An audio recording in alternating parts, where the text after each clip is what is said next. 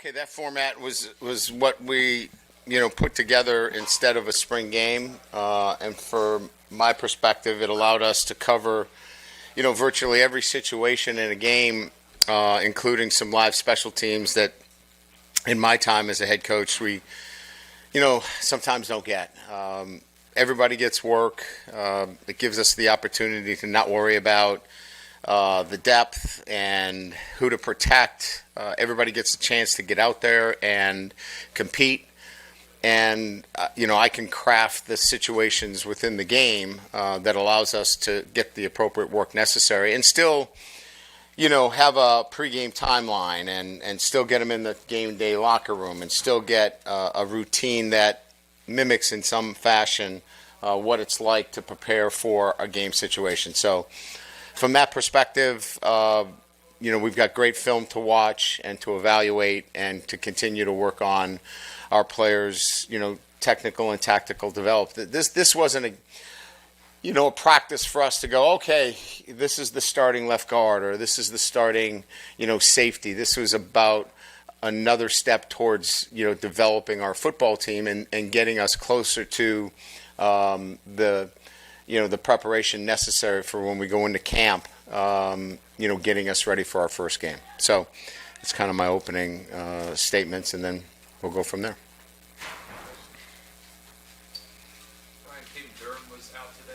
Yeah, he had an ankle sprain in practice, just precautionary. He doesn't look to be very serious. We kept him in a walking boot today, but nothing like the previous injury where he had the dislocated toes. So hopefully get him back, if not Tuesday, but most likely Thursday of next week. And just today, at least, the edge rushers seemed really impressive. Just what have you learned about that position group here? Which one? The edge rushers. Well, you've got mature players that have played a lot of football, and certainly that shows up. And it didn't just show up today for me; it showed up every day in practice. And I will say this: I mean, we were very, I would say, intentional about who we were looking for and the kind of personality. Those guys are great workers. They do it the right way off the field, in this building. They are leaders, even in the sense of how they handle themselves amongst our football team, even though they've only been here since January. So these were really impactful players, not only from an edge standpoint in terms of what you see, but I can tell you from behind the scenes, they're very impactful as well. Brian, we also didn't see Destin Hill, if you can give an update there. And then Trey'Dez looked like maybe he got rolled up. Just an update on how he's doing. Another ankle with Destin, and it's too bad because he's had a really good spring. Been really impressed with him. His strength is just the ability to go up and get the football. He's strong. He's physical. He's smart. He's really going to help us, and it was too bad that he couldn't be out there today, but he's got an ankle. His is a little bit more severe, high ankle sprain, and we'll have to see where that takes us, whether we can make the next two practices or not with him. Trey'Dez was fine. He wanted to stay in there. But it brings the attention to the new rule that will be coming in, and that is, in those kinds of situations, if you go down after the ball is put in play, you're going to be charged a timeout in those situations. So, we've got to be very careful in those situations. If you're hurt, you better go down before they blow the ball ready for play, or you're going to be charged a timeout. So, just the thing that we can educate them on in those situations. Yeah, Coach, just a lot of rotating in and out with this offensive line right now. Just what have you liked about, how those guys have kind of evolved through spring, but also just how close or far away from you in terms of, pegging this thing down on the O-line? Well, I think we've made great progress in building versatility within the group. I think in one sense we've been clear that the mandate was not to go through the spring and name 5 guys. And so if we went in with that goal, we would not be anywhere near that. But that wasn't the goal. The goal was to get guys in position where we could find out what the best fit was for them individually and for us as a unit, and then as LSU as a football team. So it's been moving guys around and finding where the right fits are, and then we'll go into camp and probably say, all right, through the first 8-9 practices, will give us some time to make the decision on what that unit is, and then build continuity through the back end of preseason camp with the starting 5. You were talking about today being allowed for development with guys, and Harlem Berry's another guy who's obviously young and getting developed at this stage. What have you seen kind of from him since the last time that you spoke about him? Because I think it was a few weeks ago you had mentioned the steps he had taken forward. What have you seen from him as he kind of maybe battles for the RB2 spot? He's a natural runner of the football. He sees things that you just don't coach. And the great backs just have that natural, uncanny ability to see things on the move, and you just let it go. He's got to be coached on protections. He's got to be coached on scheme. He's got to be coached on how to eat.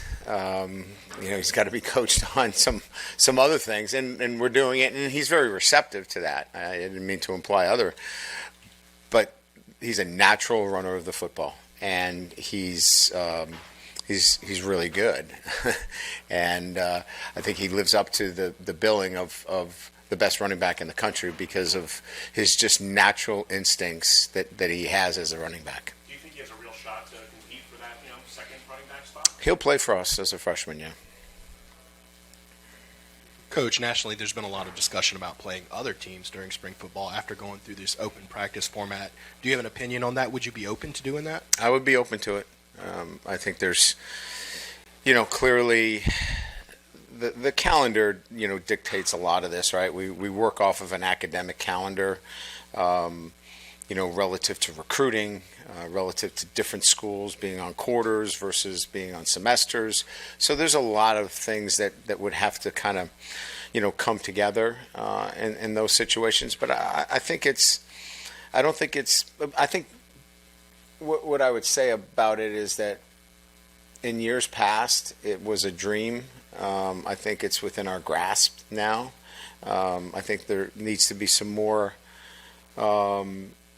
attention to particular rules that make that difficult. But I think we're on the course towards that happening. So you would prefer that? Well, I would prefer if we were to do some things like a game, that we could do some joint practices with some of our neighbors in the state of Louisiana. What does it say about your returning roster that some of the really highly well thought of guys in the portal have not just kind of come in right away and become number one? Although, I know you haven't decided who's number one, but it's like some of your veterans seem to be holding the positions pretty well. Well, we've developed our players. I think this is partly, you have to have player development along with bringing in guys in the portal. Remember now, the development of this program was that we needed the portal because they needed to come in and play for us. We were so short on scholarship players. That's not a great place to be. So if everybody you bring into the portal has to come in and play for you, I can put a great spin on it and tell you we're going to win the national championship, but I think we all knew that that's not a great place to be. You want to be in a position where you bring in portal players that are building off of what you already have. And that's why this roster is the best roster we've had, because we're building both depth within our football team and we're bringing in veteran players. So that mix is the best mix that we've had since I've been here. Hey, Coach, a constant theme throughout the spring scrimmage was Javian Toviani. It just seemed like he was just all over the place. Either he was making the play or was right there as the play was happening.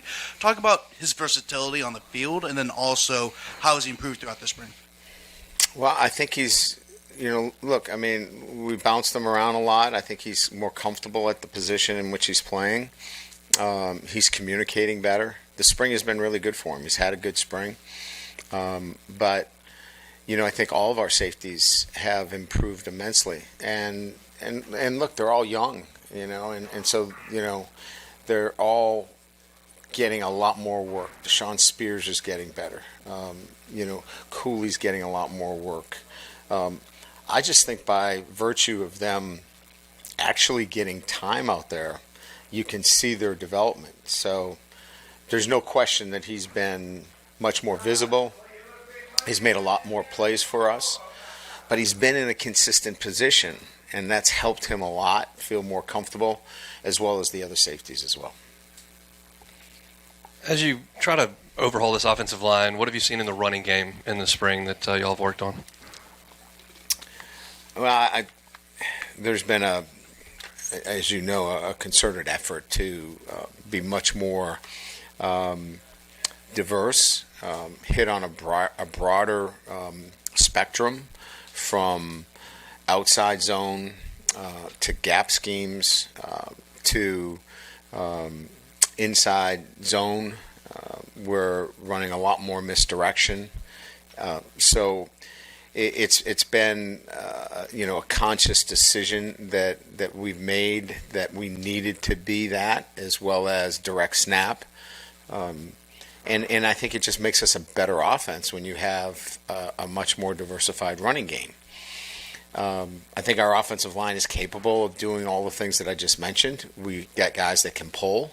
We got guys that can double team at the point of attack and run traditional duo plays, and I think we can be really good at outside zone. So this was really about focusing in and being much better at the running game. Look, you can't just say, well, we're going to focus on the running game and forget that we're really talented at wide receiver. But I think we've struck a much better balance in bringing those two together this spring. Coach DeJuan Johnson, you're running him at quarterback right now, but does he have a skill set that you can do a lot of different things with him on offense, put him in different places? Yeah, we think we do. I mean, we think that we enhance our red zone package with him. I think you saw a glimpse of that a little bit today. I didn't let you film that purposely. You guys you had a hard 11:30 stop for a reason. But I think he enhances what we can do in the red zone. I think he enhances what we can do, at that position in the running game. I mean, it's hard. We saw that last year, right, against teams that ran the quarterback against us. You got to play cover zero. And if you play cover zero against us, Juwan can hit our receivers with the football.